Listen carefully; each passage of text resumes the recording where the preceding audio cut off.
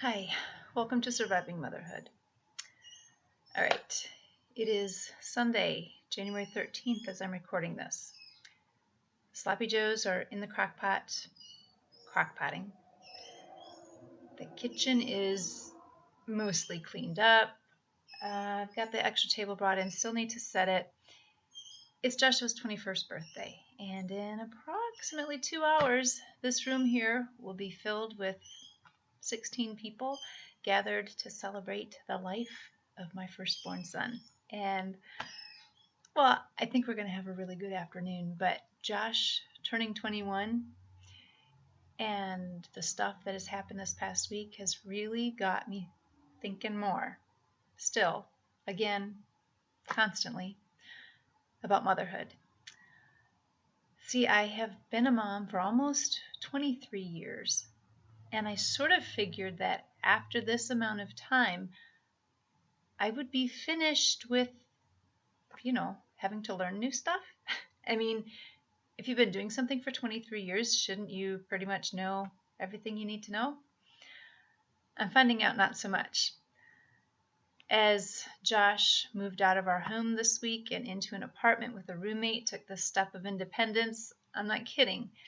On the day he moved out, I helped him lug a desk out of our basement and up the stairs and into the van, and then we got to his apartment, and I was slightly disappointed to learn that his apartment was on the 3rd floor. I was kind of hoping for a ground floor, but anyway, we got the desk up all those flights of stairs and we got it in place, and well, in the process, bringing the bed in and everything, he realized, whoops, he forgot to pack the bed frame, so he was going to have to come home for that, and well, he forgot his computer too. So anyway, comes back home and loaded those couple of things up into his truck and was going to head out, and he's standing at the door and he's like, well, see you later.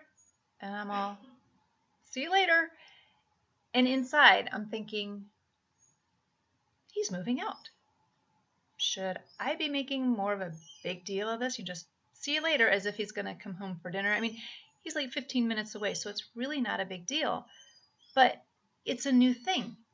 And I'm trying to figure out, how do I relate to this son who has taken a bigger step of independence? And well, recently my daughter told me that she and her husband have widened their search for a job beyond just Okemos, where we live, to, well, Michigan and, well, all the world. Who knows where they're going to be? And I'm praying for them on Wednesday, asking God to lead them. And then I had this conversation with my daughter yesterday, and she told me that on Wednesday they went to this thing at church and met people who work in Mexico, and she told me about a missions trip they want to take to Costa Rica, and I'm seeing my little baby girl growing up and literally moving out into the world, and I'm saying, God, how do I mother through this? Where do I hold on? Where do I let go? And this is all new, and it's been going on for a long time, but it's new. And I'm not sure what to do. And I don't think it's any coincidence that this week I have been working on a message.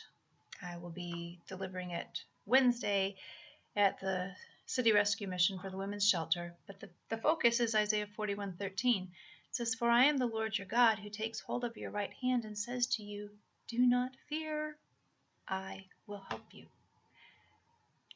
And so that's what I'm holding on to.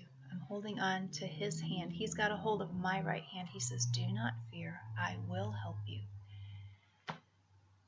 And so that's who I'm trusting in.